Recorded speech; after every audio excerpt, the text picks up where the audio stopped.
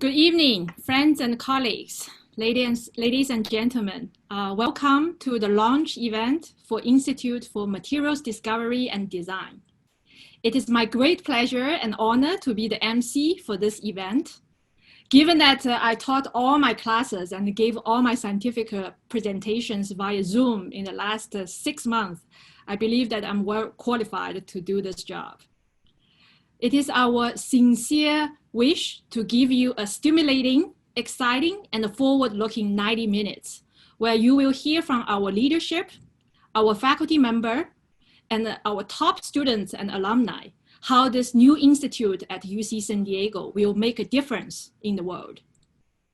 First, let me introduce UC San Diego Chancellor, Dr. Pradeep Khosla, to say a few words. Pradeep, the mic is yours. Thank you, Professor Meng, and I really appreciate this. Let me just say a warm welcome to everybody on the screen and a very hearty congratulations to the leadership team, starting with you, Shirley, and Mike Saylor, do I see you out here?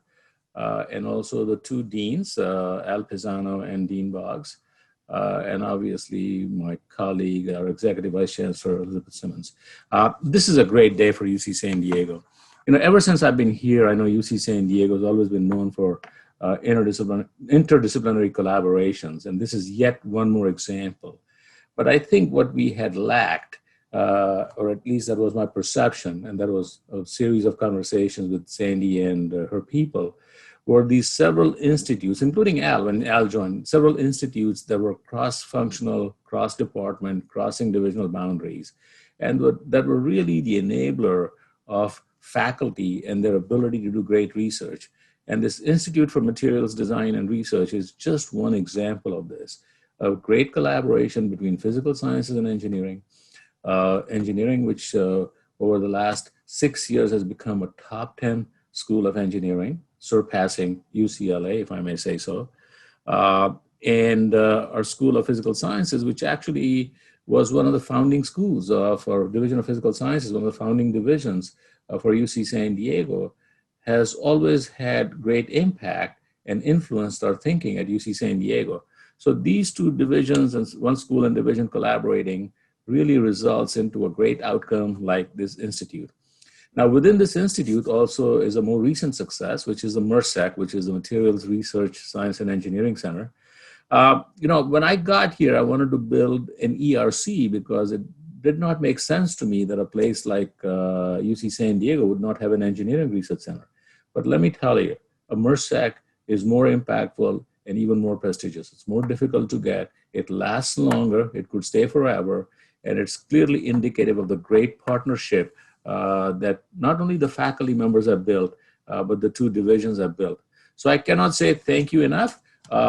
You are the people who are contributing not only to knowledge, but also to a large portfolio of research. You are the people driving our undergraduate and graduate students into the future, showing them what the world is going to look like. And you are the people who are actually defining the world.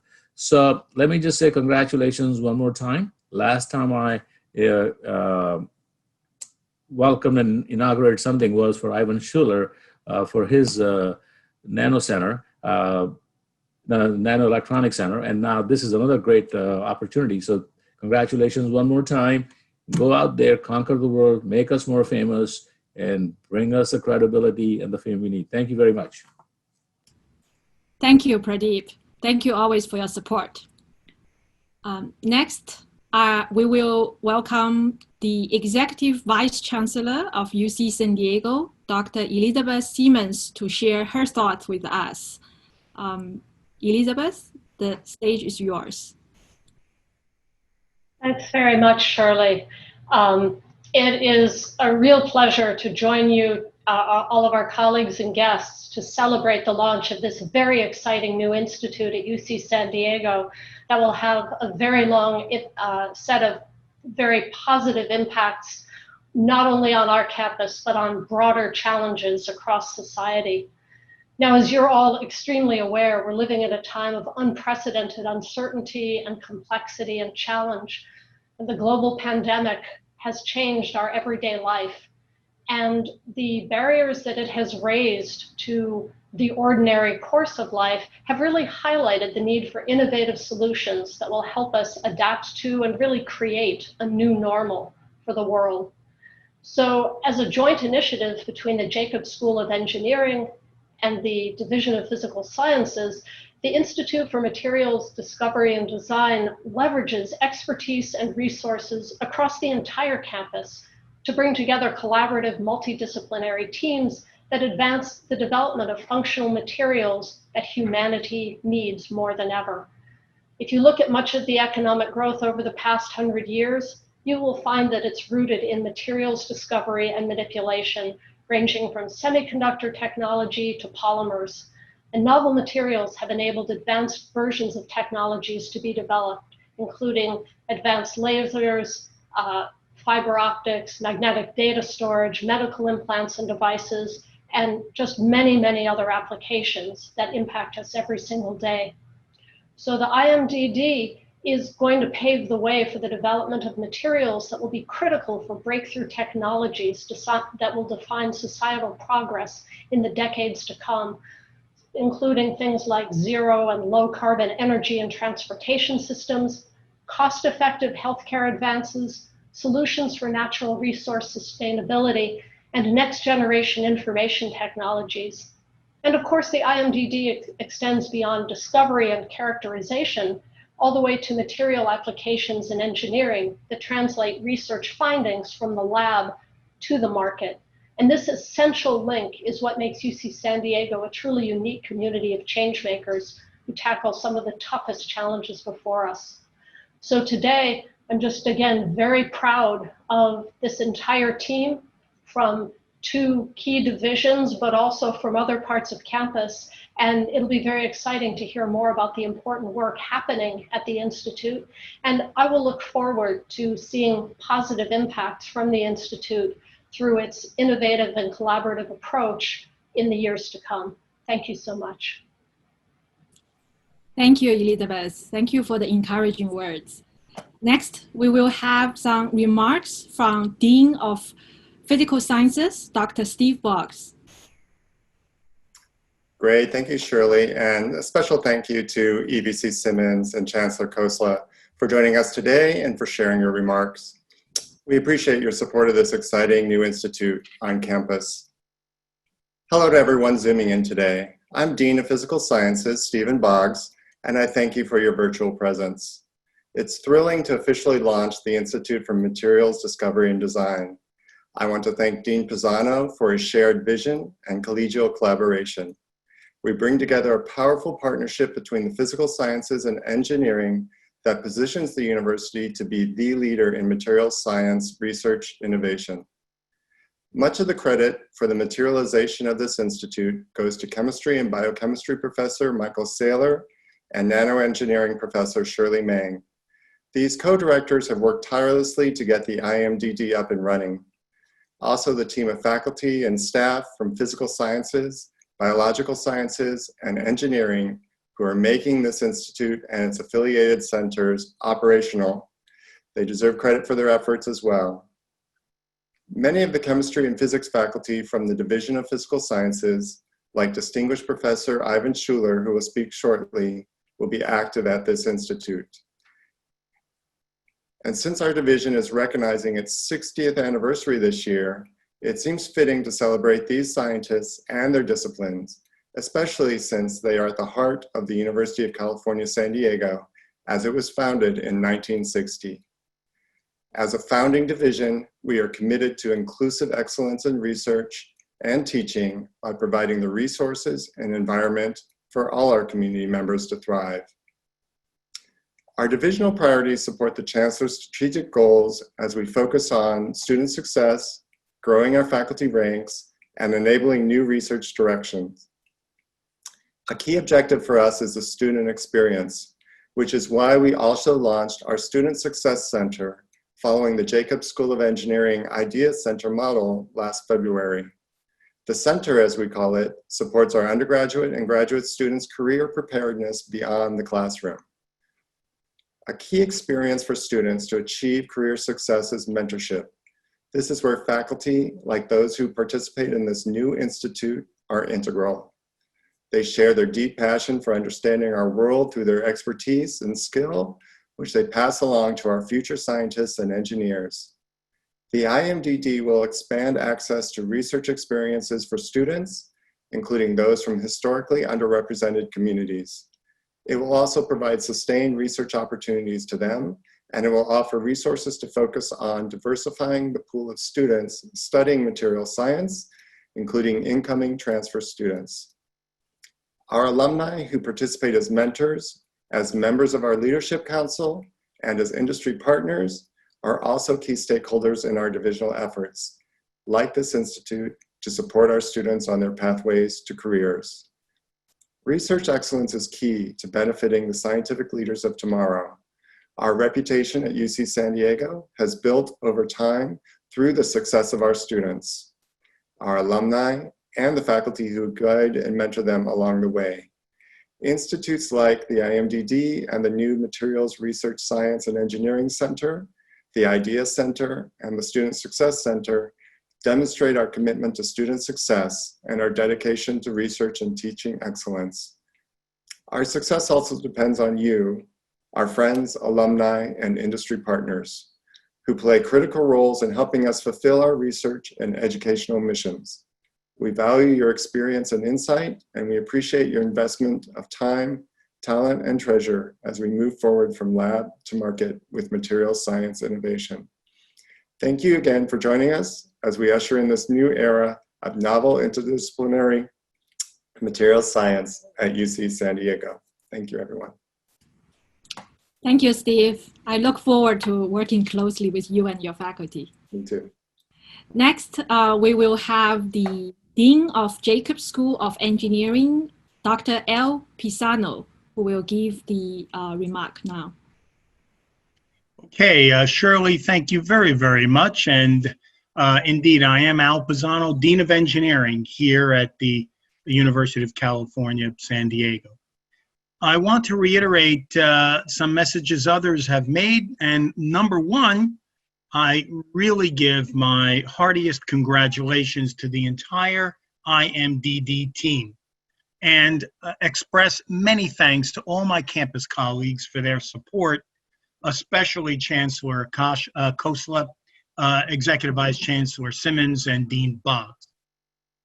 So I want to emphasize that materials discovery and design is one of the great open vistas in research. It impacts everybody, from governments and major corporations all the way to the layperson.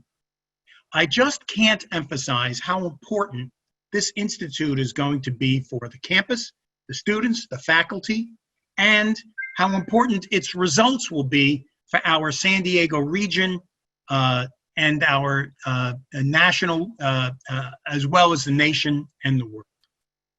So I want to say that in engineering, and I know this goes for the entire rest of the campus, we are absolutely determined to move forward, even in the face of all the headwinds that face academia today, and some of them have already been mentioned. And despite those headwinds, our students, faculty, and staff have put together this wonderful IMDD and are helping us to launch it. So I really want to offer my commendations to everyone involved for this spectacular, spectacular launch. So I offer that we all should enjoy the wonderful research that's about to be described to us. I want to thank everyone involved and thank everyone who is here on the Zoom call. And Shirley, I give the floor back to you. Thank you, Al. Always appreciate your support. Thank you. All right. Right now, I think it's the hour that we are going to have some fun. So before Dr. Mike Saylor and I give you the master plan of IMDD, one of the tricks that I learned to get the Zoom audience fully engaged is to do a quick online quiz. So Bacon, could you please launch the quiz question? So don't worry, the questions are very simple And you can always guess the answer since it's all multiple choices. And no one will know if your answer is wrong or right. Okay? The answer will be embedded in everyone's presentations, including Dr. Stanly Whittingham, the Nobel Laureate for chemistry last year's talk. I will review the answer at the close of this event around 5:30 p.m. and you can claim your prize with me if you answer every question right. So I hope everybody can see the question. I'll give 45 seconds more.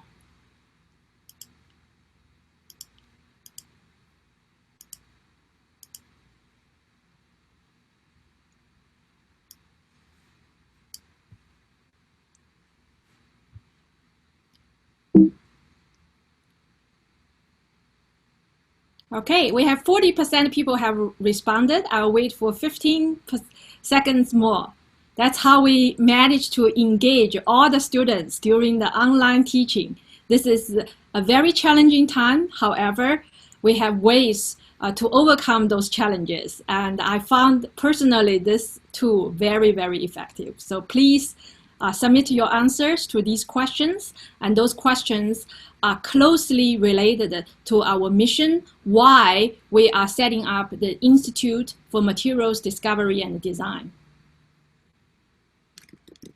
Okay, I think we have about 80% people responded, so we're going to close the survey and proceed with the presentations. Okay, so you can see my slides, I assume. So in the next 10 minutes, Mike and I will talk about IMDD and how we are going to engage everyone, including students, faculty, alumni, industry partners, government partners, and any individual who deeply care about the world and the humanity. So why Materials Institute? To answer this question, let me first share some thoughts as a Homo sapien who lives on the planet of Earth and do not plan to migrate to the Mars yet.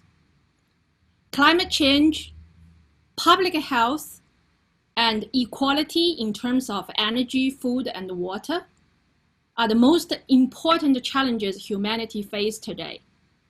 In 10 years, by 2030, we will have 8.5 billion people live on this planet, with more than half of them living in densely populated areas. We will have 6 billion smartphones and smart tablets connecting to each other in the entire world. And many audience know that I am an electric car enthusiast since I work on batteries. So there will be 1 billion cars in the world to be electrified. Materials have always been used to define human history. For the replacement of oil to electrify our cars, there is the famous quote, "We did not get out of Stone Age because we ran out of stones. We moved to better technology platforms than ICE."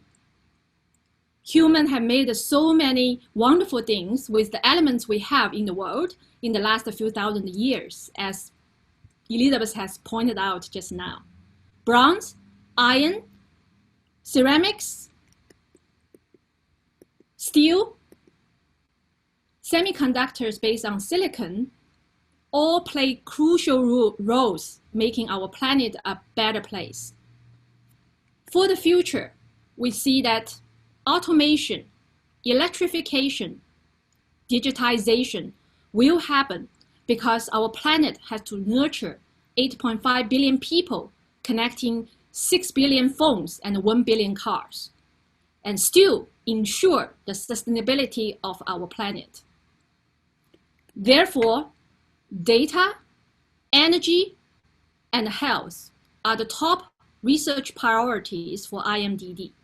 You will hear from later Dr. Todd Pascal talking about Santa Claus computing to design materials from atoms. You will hear from Dr. Ivan Schuler about quantum materials and why they do better than silicon-based semiconductors. You will hear from our alumni, Dr. John Lee, about batteries for extreme environments. You will hear from Dr. Mike Saylor, IMDD co-director, the Predictive assembly of adaptive and smart materials. And you will hear from Dr. Nicole Steinmetz about how to nano-engineer living materials to tackle some of the most challenging health issues in the world. And there are two things that, in my opinion, really differentiate UC San Diego from the other materials institute. First, we have been building the best cutting-edge tools and shared infrastructure with the investment from the campus, from the private companies, from federal agencies in the last 15 years.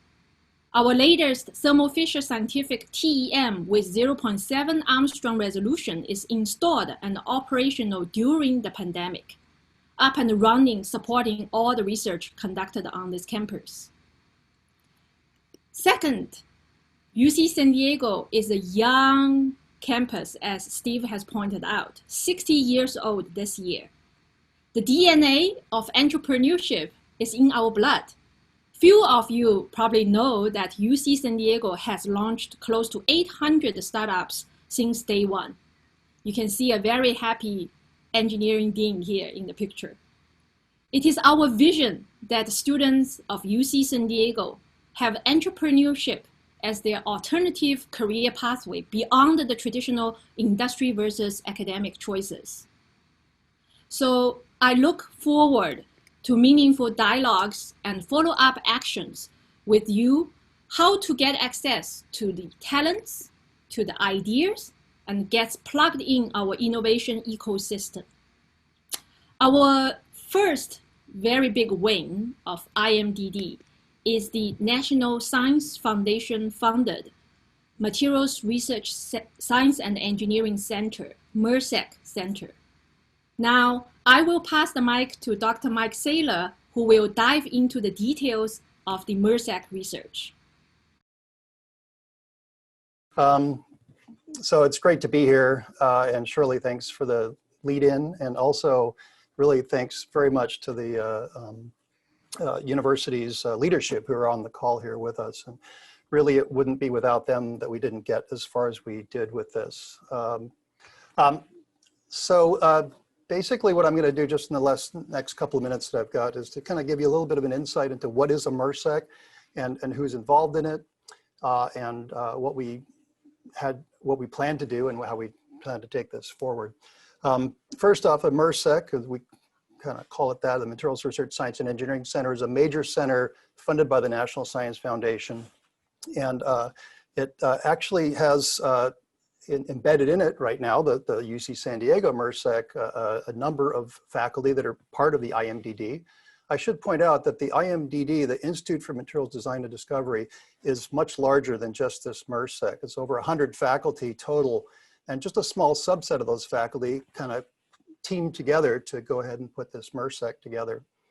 And something that Jan Talbot taught me 30 years ago when I first got to UC San Diego, well, we were putting a proposal together, and she said, you know, we all have great ideas, but we also really like each other. And that was one of the things that we really did to put this center together. And this is just you can see the picture here of the folks that are involved in it. And it's actually a really great team, a lot of great ideas scientifically, but really fundamentally, it's all about the people. And we've got some really great team members on this, and you'll hear more about the cool science involved in this in a few minutes. But I just want to point out our leadership team. Really, it's a real tribute to all of these folks that helped me put this whole center together and get this one for the University of California, San Diego from the NSF. You're going to hear from a few of those folks later on. I just want to kind of give you a teaser on that. The MERSEC, what they're really focused on is science and engineering and education. The science and engineering research part of it is really broken into two sections. IRG 1, IRG stands for Interdisciplinary Research Group, and IRG 2 is shown here. And you'll hear a lot more about this, but basically the IRG 1 is, can we use technology and computational power that we now have, that we didn't have even 5 years ago, to be able to design materials from the atom up. And IRG 2, the engineered living materials, you all know how important biotechnology has been to generating new medicines and new cures for diseases, really those tools have yet to be deployed in a sophisticated fashion in designing new materials.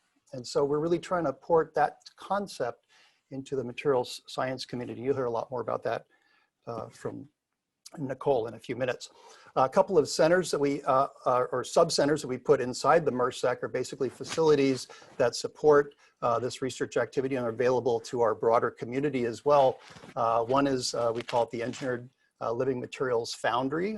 And so it's a place where students and researchers and collaborators can go to design, learn how to do the biology, learn how to design the materials, and learn how to integrate living materials with matter. The second one really focuses more on what I've already talked about, this computational element, where we have a design facility that's focused on, again, using the great power in computation that UC San Diego has. We're really a world leader in that area, and deploying these computational tools to design new materials. If you're out there, I noticed a lot of names on the list of people participating. This slide's kind of for you if you're from industry or from outside of UC San Diego. We are really focused on trying to bring what we call externships, researchers and residents and people from the research community, companies, other universities, national lab partners into UC San Diego to engage with us. And also we're very interested and excited about bringing students out into the company. So if you are a member of a company here on the call and you don't see your name on the bottom left-hand side of this slide, don't fret. We want to put your logo here, so please contact us. Shirley and I are happy to engage with you. Again, the focus of this is to really enhance the educational opportunity for our students by providing them with some experiences in the real world.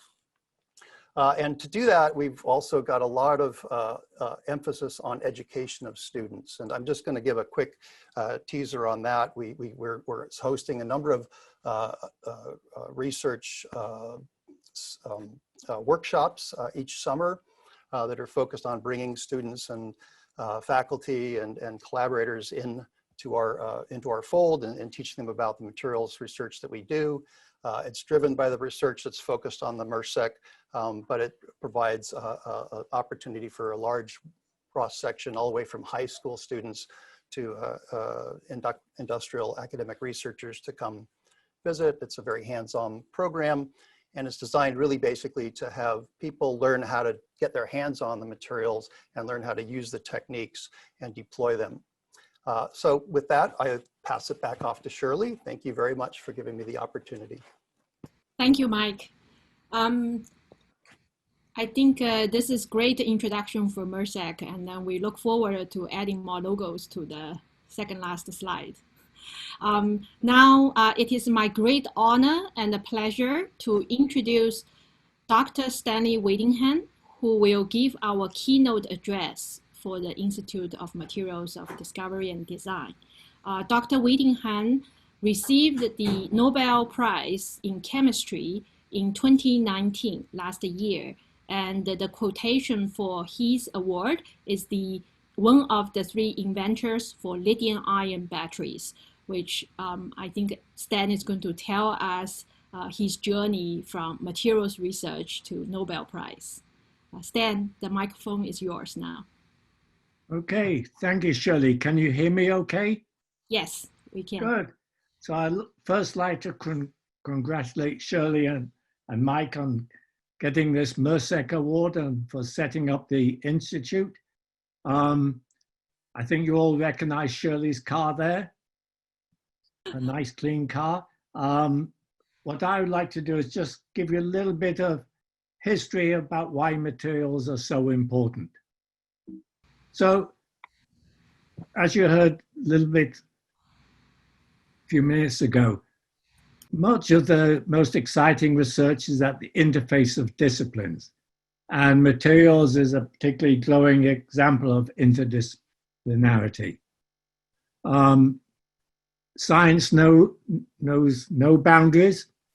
There are no really disciplines in science, even though academics like putting no boundaries with departments, colleges, and schools. If you go to industry like Exxon, and when Bell Labs was there, everybody works in interdisciplinary teams. There's no chemistry team and physics teams. Similarly, there are no national boundaries. Science is totally international. And really for the younger folks there, the whole world is open to you if you're a scientist. You can go anywhere, travel anywhere, essentially work anywhere. And if you look at many of the scientific breakthroughs in the last decade or so, almost all of them are interdisciplinary. So lithium-ion battery is a perfect example. I was a chemist, John was a physicist, and Akira was an engineer. And I'll give an example of our EFRC, which Shirley and Xuping are part of, as an example of another materials-centric center where a lot of different people work together. And our center, there's probably as many nationalities as there are teams. If we can go to the next slide, please. So going back a little bit in history, 1968. That was the year I moved from Oxford to Stanford. At Oxford at that point, metallurgy was part of the inorganic chemistry lab. There was no materials department. William Hume Rotherham was professor of metallurgy, so he was in the chemistry department.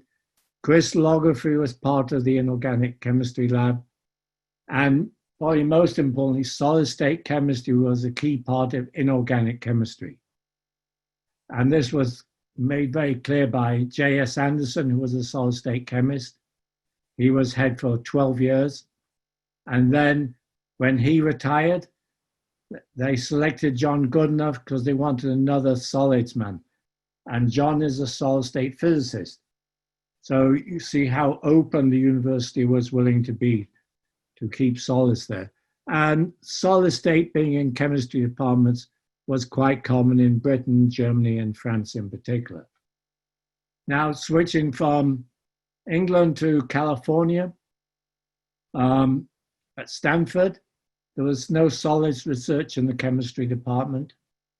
There was no solids research in the physics department. Those departments considered themselves very pure, and solids were dirty things. So solid state physics, in fact, resided in applied physics in the engineering school. And people like Ted Jabor, working on superconductivity, was in applied physics. And he worked very closely with Bernd Matthias, who was in the physics department in San Diego. But what Stanford had at that time was a new material science and engineering department. And in 1961, they started a Center for Materials Research, obtained funding to build a McCullough building, and that was one of the original interdisciplinary labs. If we go to the next slide.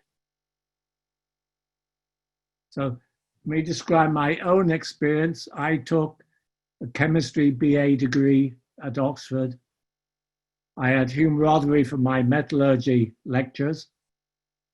And Peter Dickens was my tutor and advisor for both my bachelor's degree and doctorate.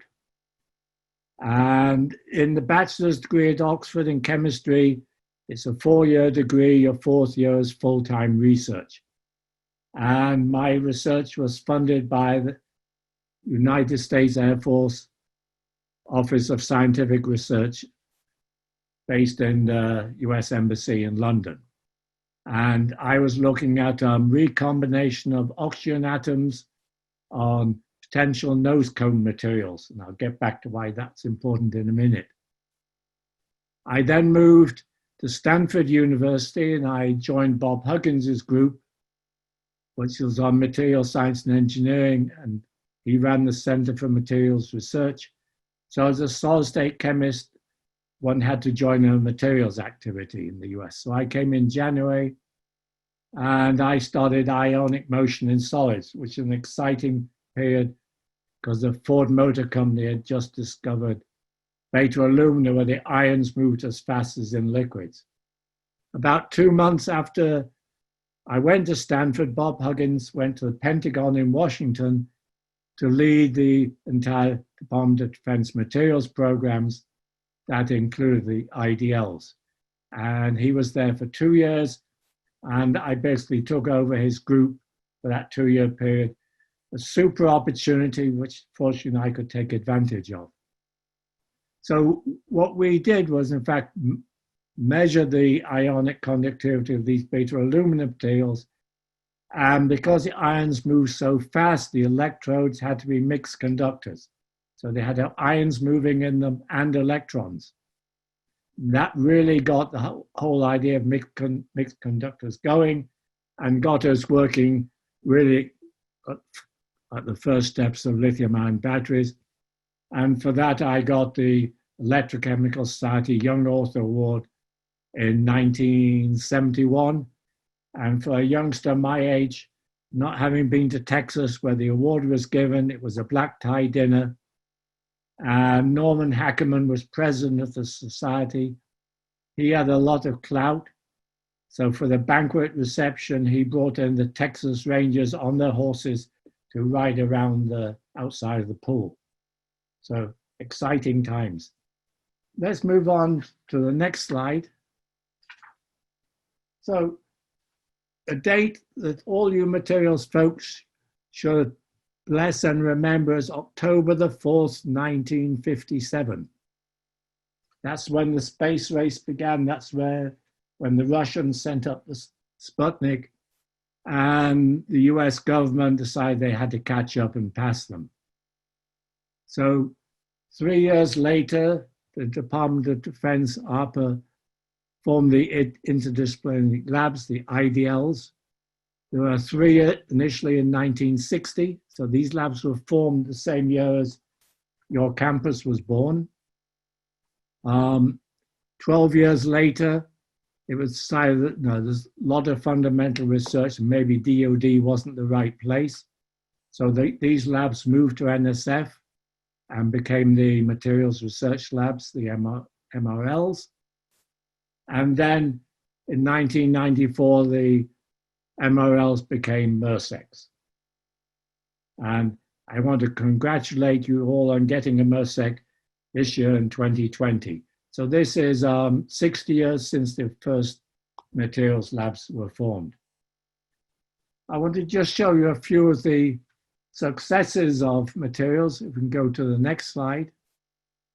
What I want to show you here is a result of our interdisciplinary work. As I said, this was from our NEXIS, the Northeast Center for Chemical Energy Storage, which your campus was part of, both Shirley and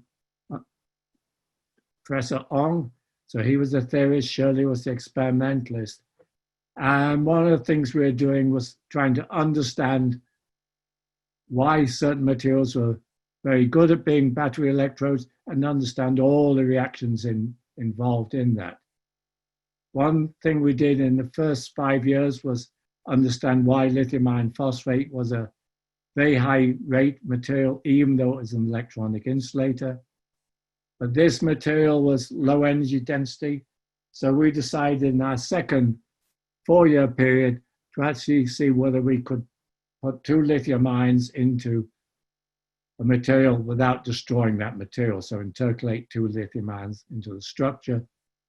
And clearly I wouldn't be talking about this unless we were succeeding. So we looked at this lithium vanadium phosphate.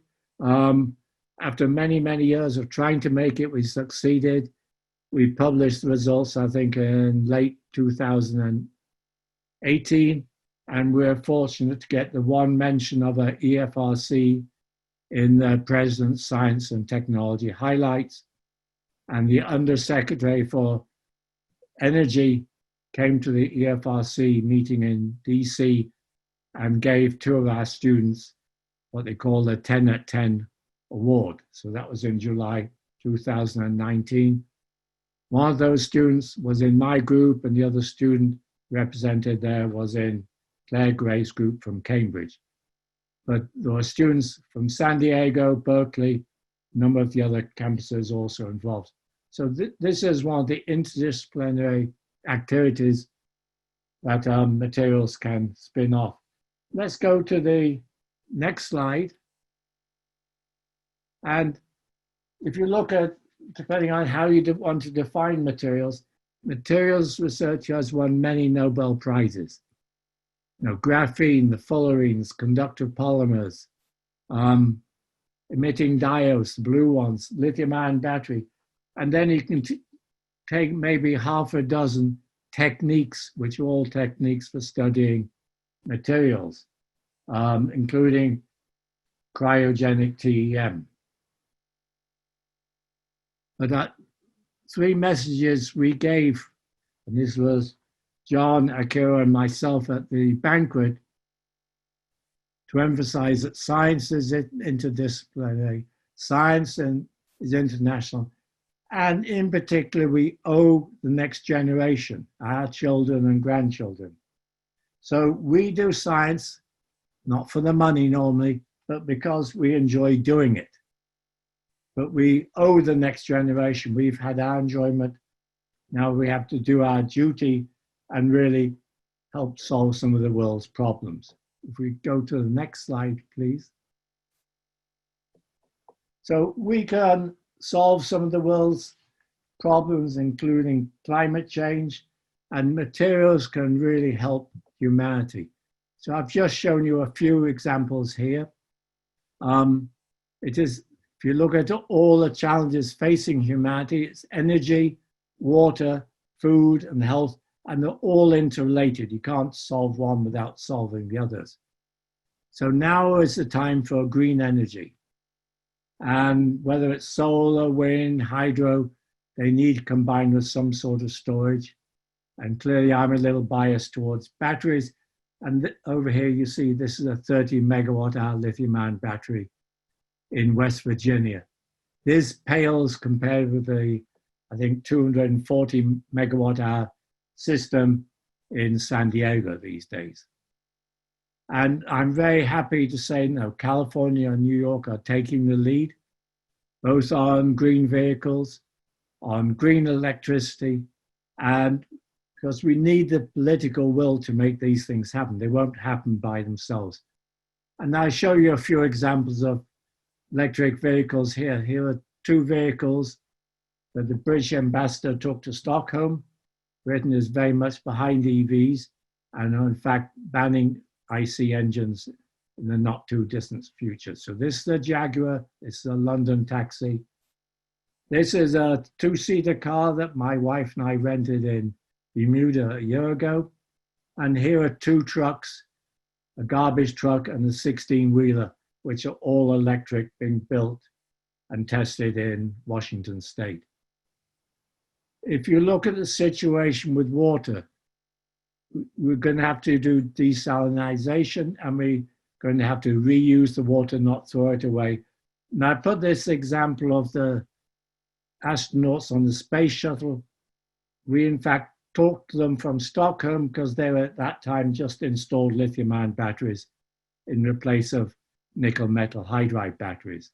Lithium-ion batteries are half the weight, half the volume, and we're going to last twice as long.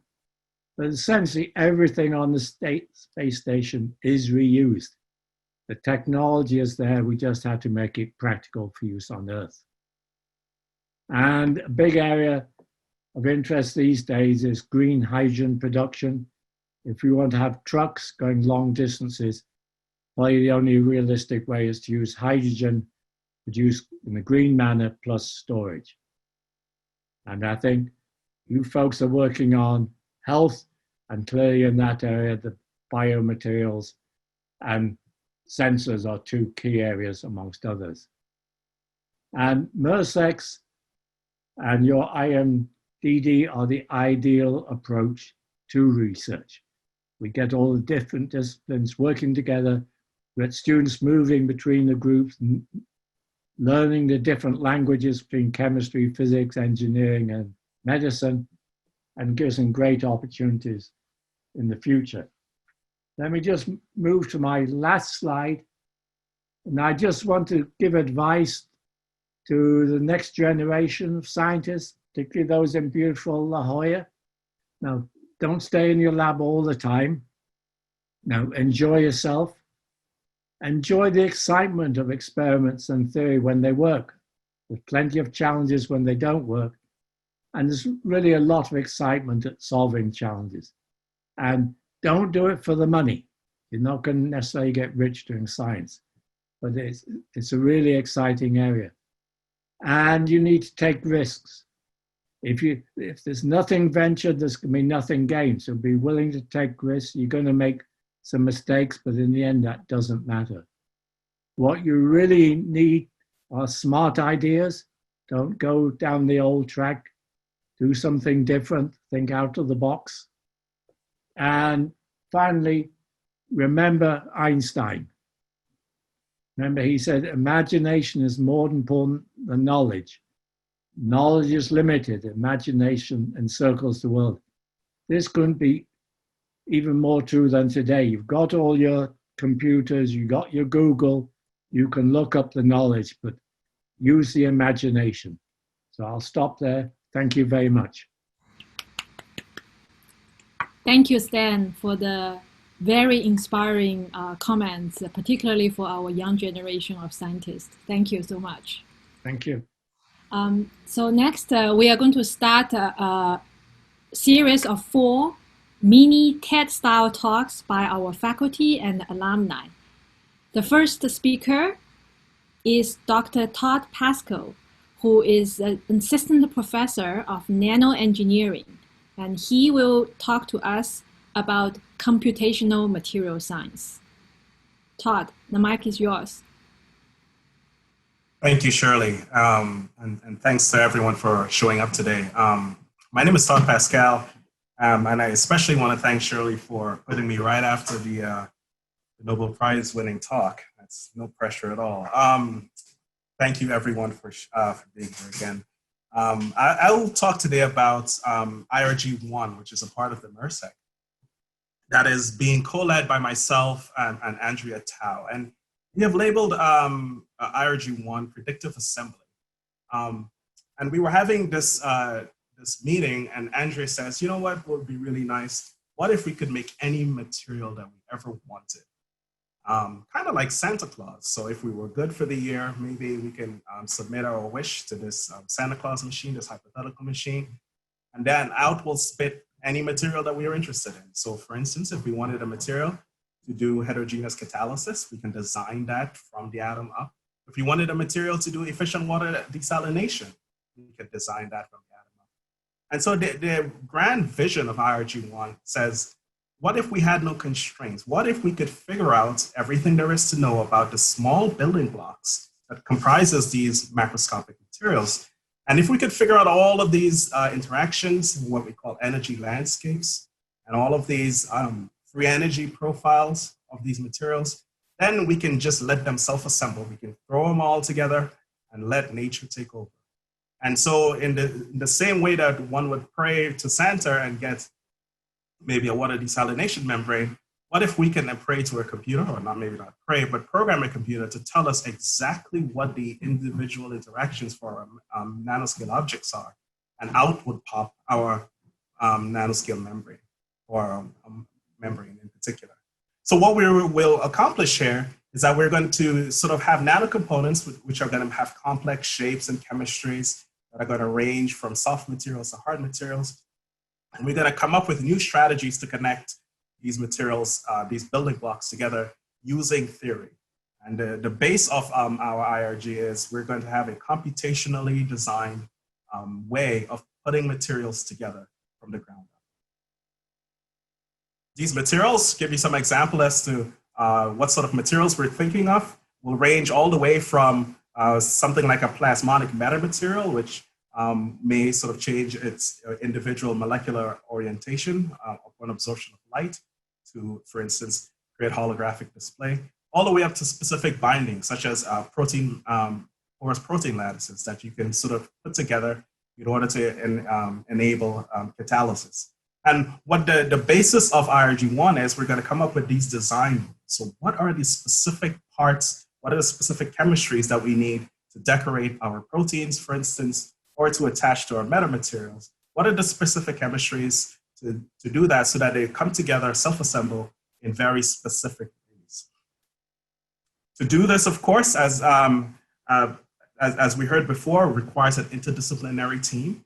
And we have in our IRG a team that range in both time and length scale. So we call it a many-body team, as it were, ranging from with theorists such as myself and Francesco Pisani and Gaurav Aya, with experimentalists, Josh Figueroa, Akif Pejan, and Andrea Tao, all the way to Alex Franio, who does spectroscopy, and Nicole Steinmetz, who you'll hear from in a little bit, who looks at biological materials.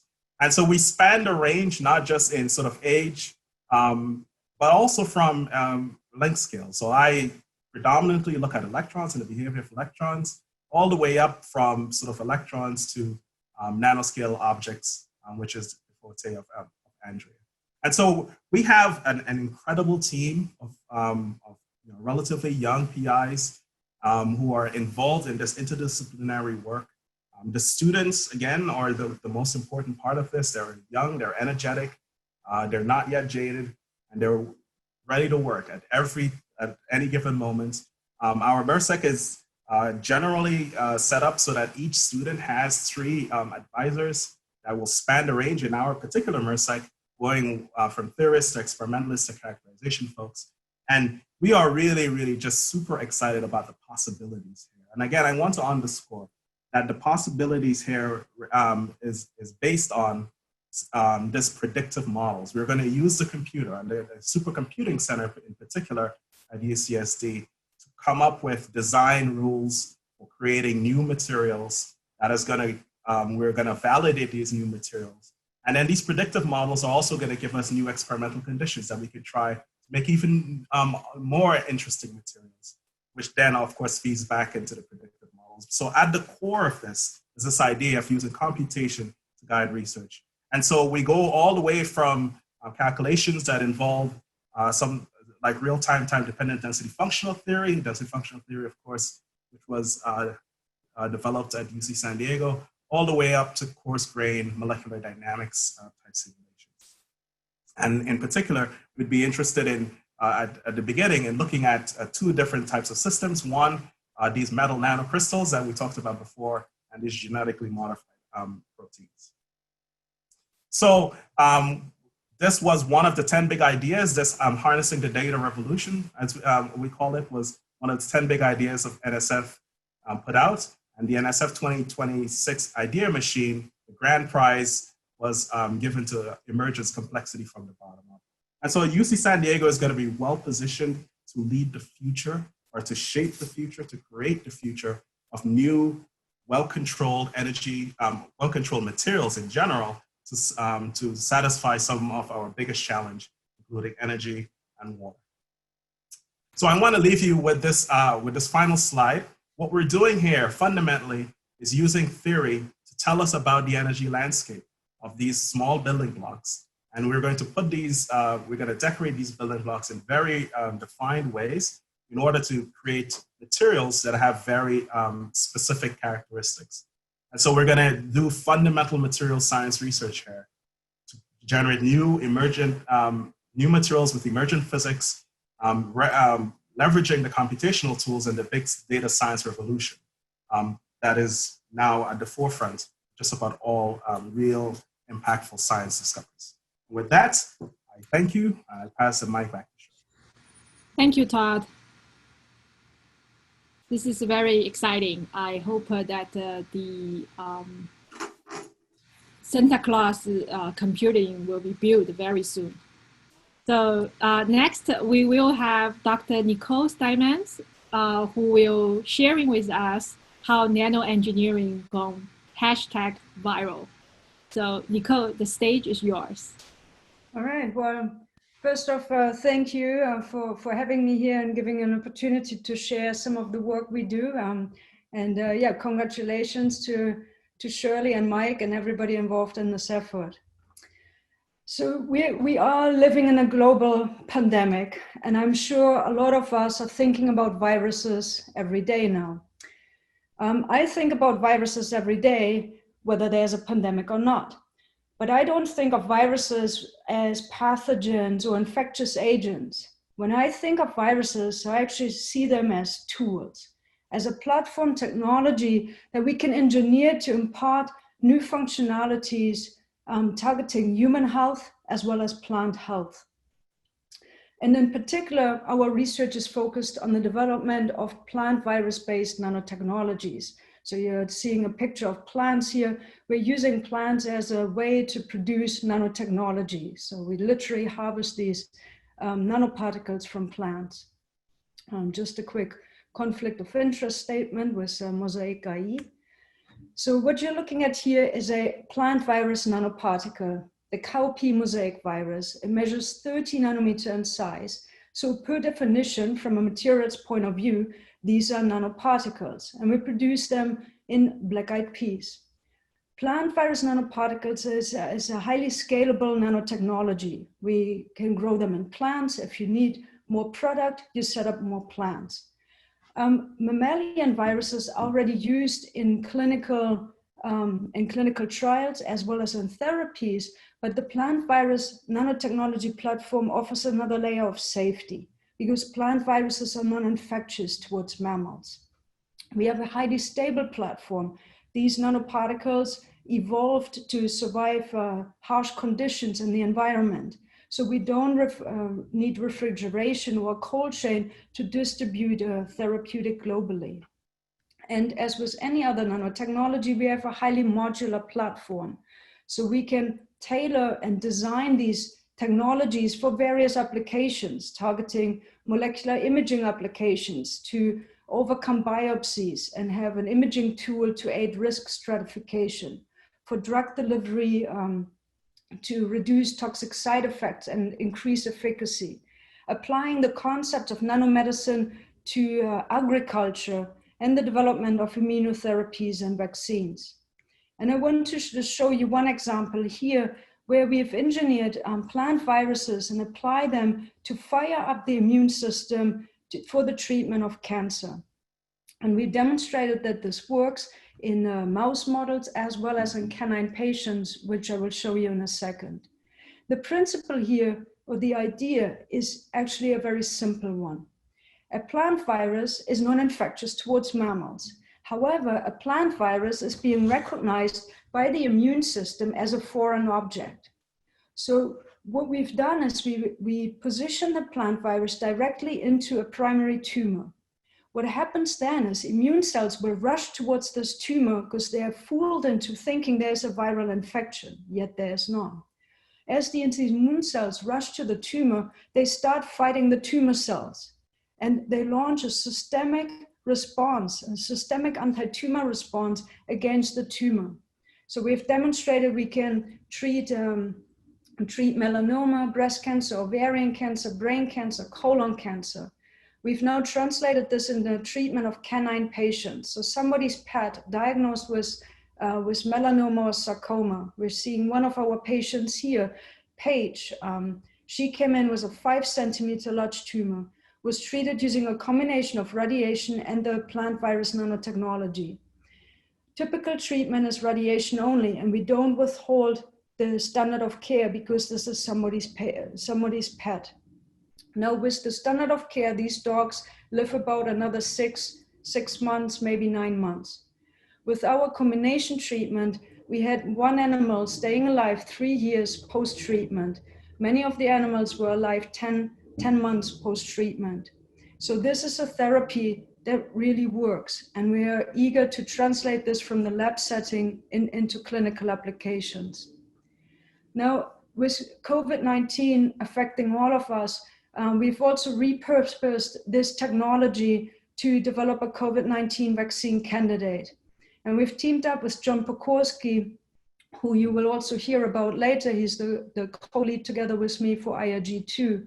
And here we specifically teamed up to turn the plant virus-based vaccine candidate into a microneedle patch.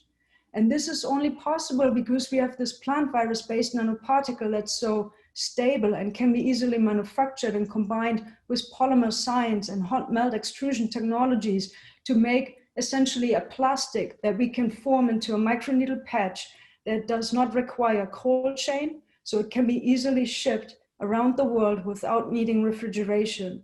And it can be applied at home at your own safety without needing to see a doctor to get an injection. Very last minute, I do want to mention IRG2 in particular. Me and John Pokorski are the co-leads of the IRG2 living materials as part of the MRSEC. And John Pokorski will give a talk later highlighting or summarizing all our efforts within IRG2. I just kind of wanted to leave you with some ideas that my lab will be contributing to this research theme about electronic living materials. So the idea is that we're using plant viruses to get materials, electronic materials produced in plants. Plant viruses have a way to get around a plant that synthetic materials can't. So we're using them as a genetic element to position materials within the plant where we want them, as genetic control elements, if you will.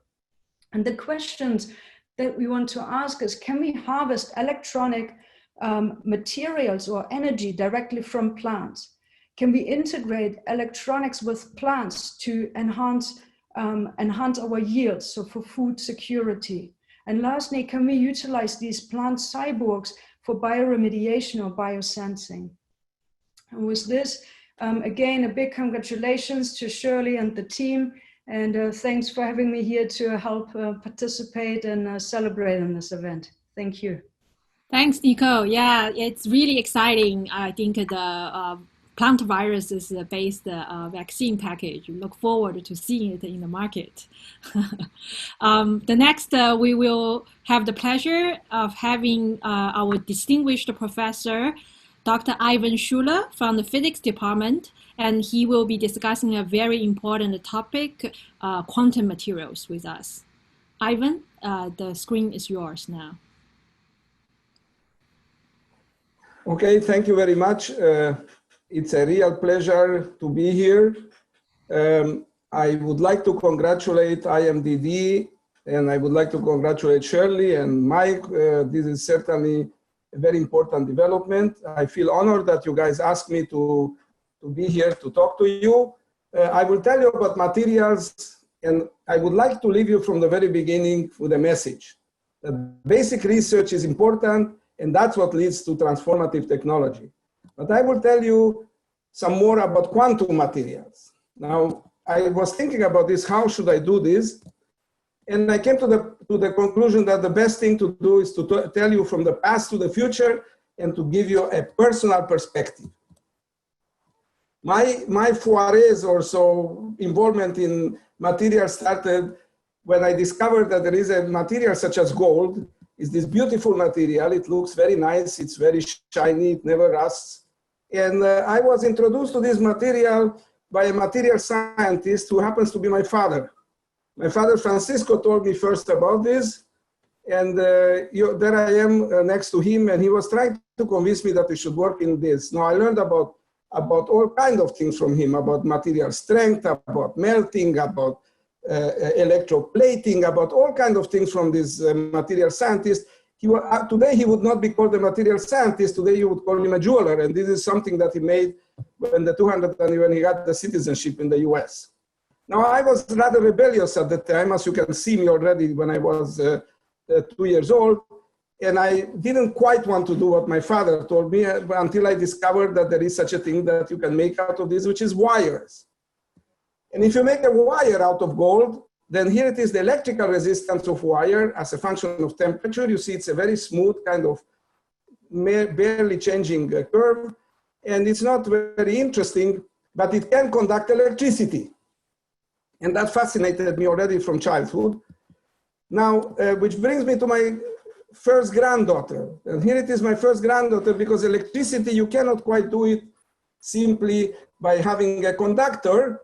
An electrical conductor, you need another component, which is a most common material, silicon or sand, if you like. It's very common. There it is, sand in Shoshana's sand box, and you will see the box comes very useful pretty soon. And that is the second thing that you need, which is an insulator, which is the most common material that exists everywhere. There it is, for instance, at the Red Sea where I went diving.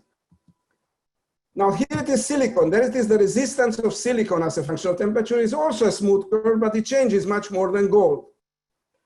And this is what led to the age of communications, as it was said here already several times. Now, how do I understand the electrical properties of this? Now, this is a crazy idea. The crazy idea is that the way to understand this is to assume that there is one electron in a box. There it is, one electron in a box, classically, and it just bounces back and forth and back and forth. It doesn't do anything interesting. The reason it does something interesting is because of quantum mechanics. There it is. You see, there is an electron. It's not only a particle, it's a wave. And confining this one electron in a box explains everything you want to know about solids. Here it is in a two-dimensional box. Here it is the wave function in a two-dimensional box, but it's one electron in a box. And that's led us to the silicon age. That explains why some materials are semiconductor or insulating, some materials are metals. And these, in 1965, I used to be an engineering student. And when I was an engineering student, all of us carried this thing around. Most people don't know what this is. Shirley is too young to even have seen one of these. This is what is called the slide rule. And this used to be our iPhone at the time. Nowadays, as all you know, this has evolved into this thing that my first granddaughter, Shoshana, has more computational powers in her hands than the whole world had in 1960. And that is because we were able to take this device, which is called a vacuum tube device, and transform it due to the use of silicon into a transistor, which led to the development of the iPhone. So there it is. Remember, I told you that you can understand this by assuming that there is one electron in a box. One electron in a box, think about it. I was trying to explain this to my second granddaughter, Leora, and my second granddaughter, Leora, told me, Grandpa, what are you talking about? There is the box, there is many, many electrons in that box, and there is many other things in that box, and there is many things around that box. How can you possibly think that there is such a thing as an electron in a box? And actually, this was not only discovered by Leora, many other people have discovered, which has led to so-called density functional theory, which everybody nowadays uses, was invented by this man. His name is Walter Korn, and by this other man, as that you can see, he's always thinking. In every seminar he sits, he's thinking. His name is Lou Sham. This led to the famous Korn-Sham equations, which presumably can explain all solids, and it's been alluded to before. I got to remind you that this was invented at UCSD, just 2 floors above my head, and Lou Sham still spends time sleeping in the seminars, in our seminars every week. So this is what led to quantum materials. Now, what is a quantum material? The quantum material is both an insulator and a conductor, or neither an insulator nor a conductor. It's both.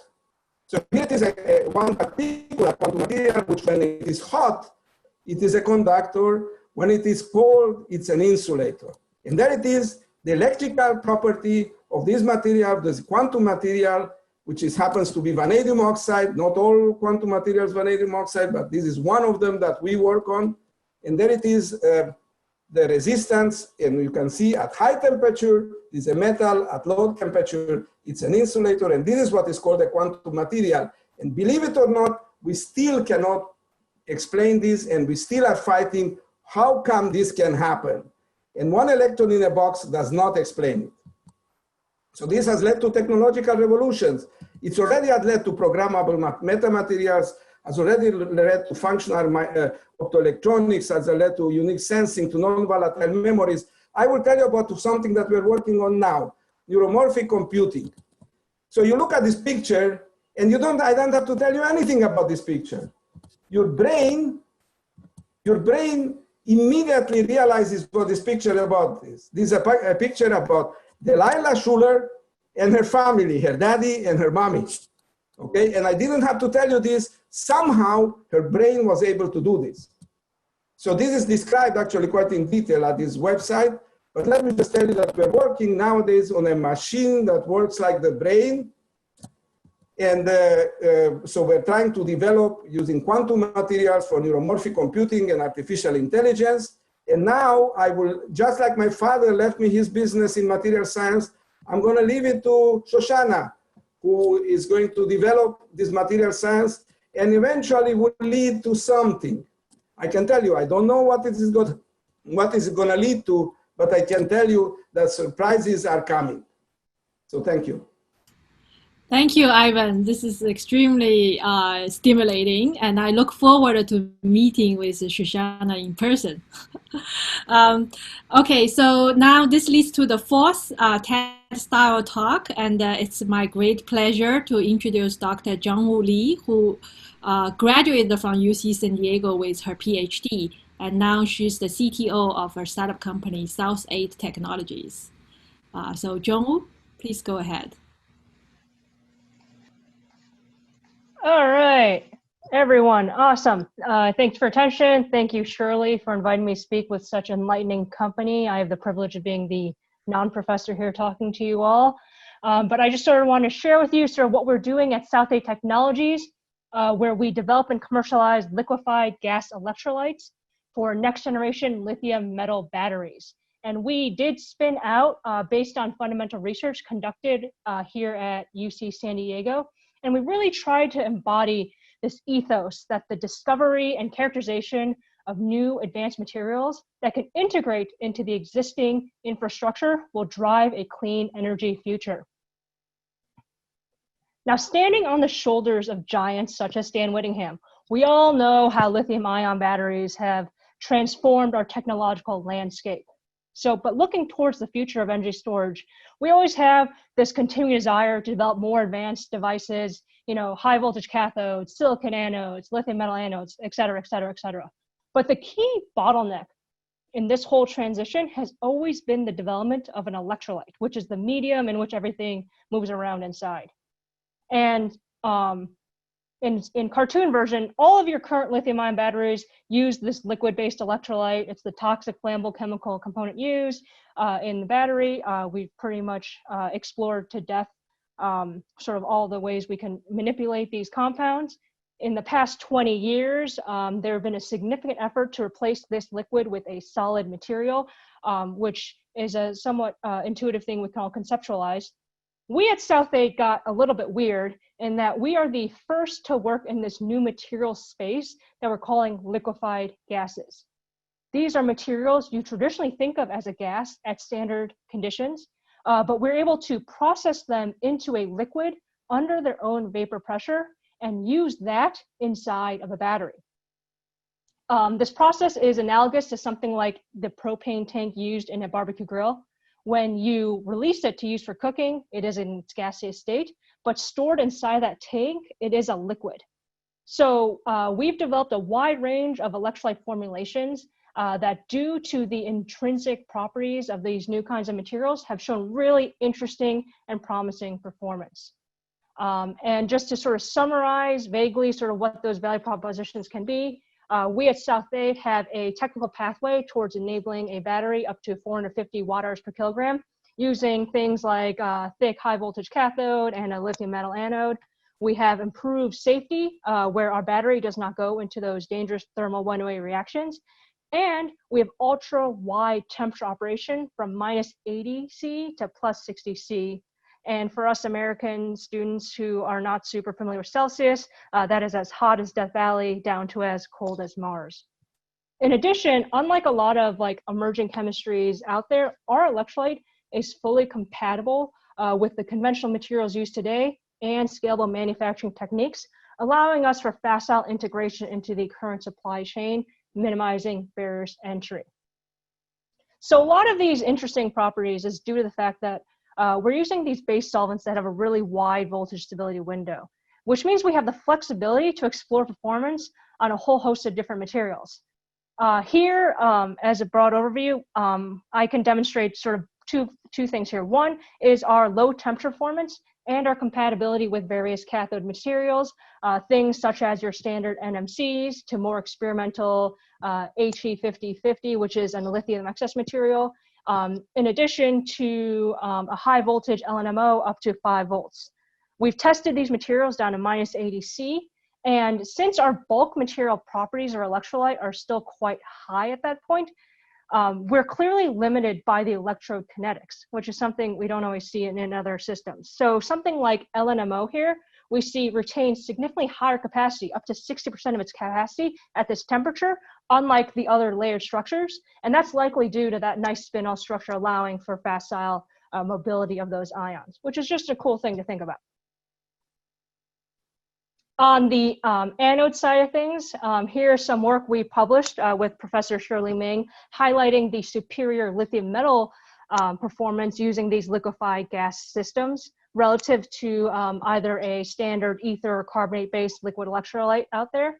And on the right side, you can see highlighting some of the nice characterization techniques available at UC San Diego. Using cryofib SEM images, you can see that with a conventional liquid electrolyte, you see this dendritic or mossy or porous structure. Something like this leads to one, performance loss in a device because of deleterious side reactions on those surface, and two, a massive safety hazard, as these are the dendrites that can cause an internal short and eventual fire inside of a battery. In contrast, with our liquefied gas electrolyte system, we have this nice even deposition that's dense and planar. We hypothesize a lot of interesting material properties are going on here that leads to this improved performance. One is the ultra low viscosity of our solvent allows for a very even electric field distribution across the electrode surface. In addition, the work done in Shirley's group also highlighted that the SEI or surface layer on top of this lithium metal is highly rich in lithium fluoride, also likely due to that fluorine content inside of our base solvents. And in addition, while we're using this pressurized system, it's often cited as a really, detriment. It's likely a key factor here. So lithium metal cells and other structures have always needed to use these external pressure plates in order to eliminate this dendritic growth. Whereas we are harnessing something unique to our material properties in that our gaseous system has a uniform internal vapor pressure throughout your whole cell. So motivated by these fundamental studies, we at South 8 have taken on the very non-trivial engineering challenge of processing and packaging these chemistries into a full 18650 cylindrical device. This is a standard industrial shape and size. And from our first batch of prototypes earlier this year, we were able to demonstrate 324 watt-hours per kilogram using an NCA cathode and a lithium metal anode. Those unfamiliar, a Tesla cell is probably around 250 max. And we cycled this device a little over 200 cycles before it died out. Now we know that there's a long way to go here, but for your first batch of cells, this is actually a nice pat on our backs, and that demonstrates one, the ability of our chemistry results to scale, not just in simple small scale lab devices, but to full cell devices, and two, our ability to handle these new kinds of gaseous materials and package them into this nice form factor. In addition, when you have this kind of device, you can do third-party safety testing validation. And we see here that during a catastrophic event, such as high temperature or nail penetration, our cells fail safely. No sparks, no flames, no fire. And again, this is one of those intrinsic, really cool material properties we have of using a liquefied gas system, in that with a liquid electrolyte, something bad happens, you have this flammable liquid, it pools there, causing an ignition source. Whereas as soon as something happens, we vent out our electrolyte and you're left behind with a completely dry cell with no medium around for any electrons or ions to move around, causing these deleterious reactions. So with an eye for sort of where we go here at South 8, we continue to explore these various chemistries. And as an electrolyte company, we really have the privilege of being somewhat product agnostic. I've shown you the data on some of our lithium metal cell work, but as part of our technical roadmap, we also develop electrolytes for supercapacitors with higher voltage and temperature performance. And in addition, we see a place of harnessing a lot of these safety benefits to really just enhance your current standard lithium ion cell out there. With all my enthusiasm, that's all I have for you today. Thank you for listening. let's get a little weird out there. And I hope you can really take away the motto here at South Date is that, don't let something as simple as pressure get in the way of really cool materials innovation. Thank you, John Wu. Yep, keeps making us proud. Thank you. This is a good segue to go to giving the last 10 minutes of our time to our students and our MedSci program. So it's my great pleasure to introduce Dr. Prab Bandaru. He is the director for our material science program in the mechanical engineering department. Prab, the screen is yours. Thank you, Shirley, and congratulations to the MERSEC team for a great win.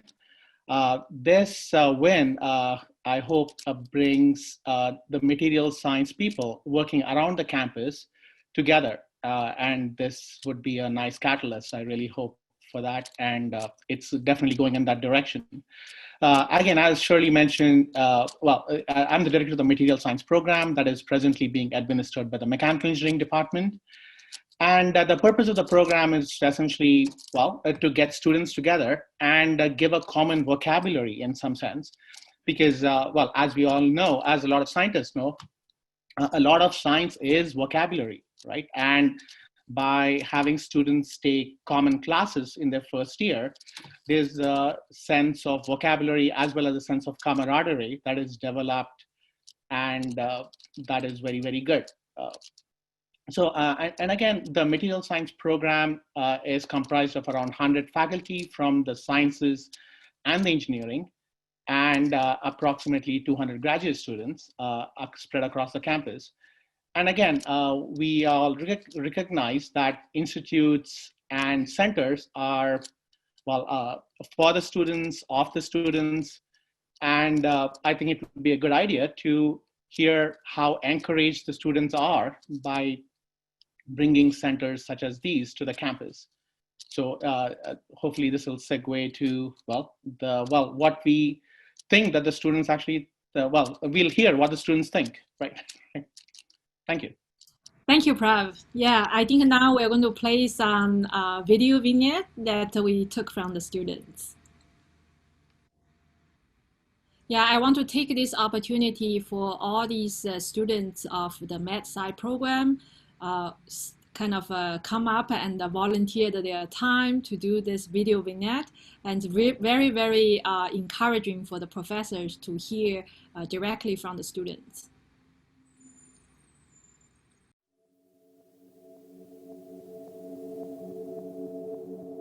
One of my biggest motivators is that something I'm doing in the lab every day is something that's actually going to be able to impact the lives of people in the real world. So I think that's something that I really am passionate about, what kind of gets me up in the morning every day. It's not just being a great experimentalist and knowing how to do, TEM or all these, advanced characterization tools, but it's also being good at being a team player in a sense. Yeah. Material science is coming to be, and so the future of it is just how well different disciplines are able to come together and just provide and cooperate to make just more interesting materials. Pushing past where you think you can go is kind of the exciting part of material science. So taking points, ideas from different domains or even different people in different departments as well, and have them come together is what I think is a great opportunity, and it's very exciting for the future. There'll be more characterization tools available when this center opens. Those are applicable to many different fields. My knowledge of battery characterization of materials can really be used for many different materials. That I feel it's a big playground, and there are like many things for me to explore and to use and to have fun. Hey, in future we could do all these possible things if this technology can come true. What's going to push material science in the future is being able to learn from all these other people in other fields and take their knowledge and apply it to a problem or a single mission. It's going to be a very diverse community, and I really look forward to working with them. Sometimes I like to dream or imagine what this could possibly enable in the future, and that's what gets us excited each day.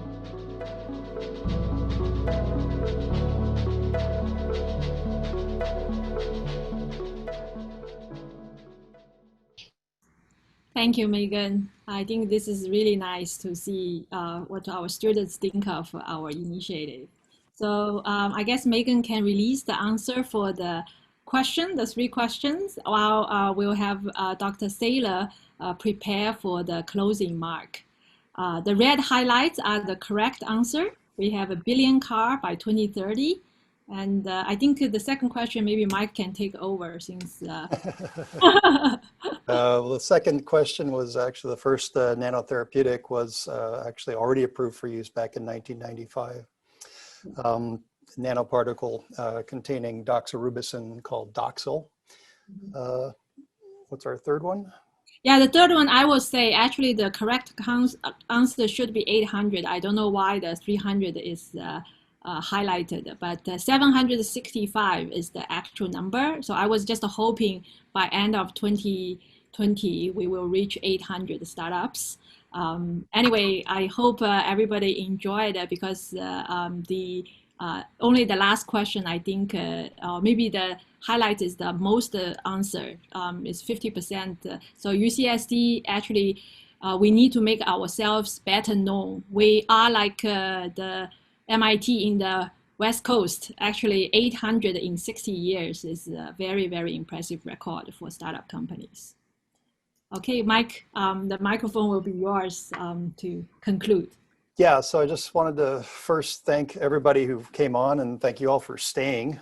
And we will be moving to breakout rooms shortly. So we'll be closing this link and opening up 3 new links, which you're going to hear from some, let's see, John Pokorski, Andrea Tao, and Akif Tejan, who will be talking about specific elements of, they'll give short presentations on what they do, and they'll be talking about some of the specific elements of research that they work on. And you'll see here on the screen now, you have the links there. The links will also be put into your, well, actually have already been put into the chat, so you can just click directly on that and go to it if you want. Before we break and let you guys go to there, first, as I said, I want to really thank the UCSD's leadership for having the vision to help us do this. And most importantly, thank Shirley Meng, who really had the leadership to pull this all together. Without Shirley, none of this would have happened, you know, and this is just a start. What was it, about a year or 2 ago, Shirley said, you know, we're going to have a materials center here. My goal is to raise $100 million. And then when we got the MRSEC, she said, okay, we're 20% of the way there now. We got to keep going. But more importantly, more important than the money, it's really the people and what we're doing. And really, most importantly, it's what we can do as an IMDD to enable your research. So now I'm talking specifically to the faculty. And that was really one of the goals that Shirley and I both agreed on from the beginning of this center, is that we are here to enable your research. You heard on the video, facilities are being elaborated and built up. We're going to continue doing that. We're here to make sure that the materials science domain at UC San Diego becomes the leading materials science program on the planet. And with that, I'd like again thank you all for coming. And you see the links there for breaking out. Shirley, I'll let you give your final words. You always get the last word. Oh, thank you, Mike. Yeah, thanks. I just want to lastly thank Tammy and other technical support team. You know, without the admin staff and the technical support, this online event won't go so smoothly. Last but not least, yeah, thank you, Dr. Whittingham, again for joining us from New York. We really appreciate your inspiring words. Thank you, everyone. See you in the breakout room. Bye.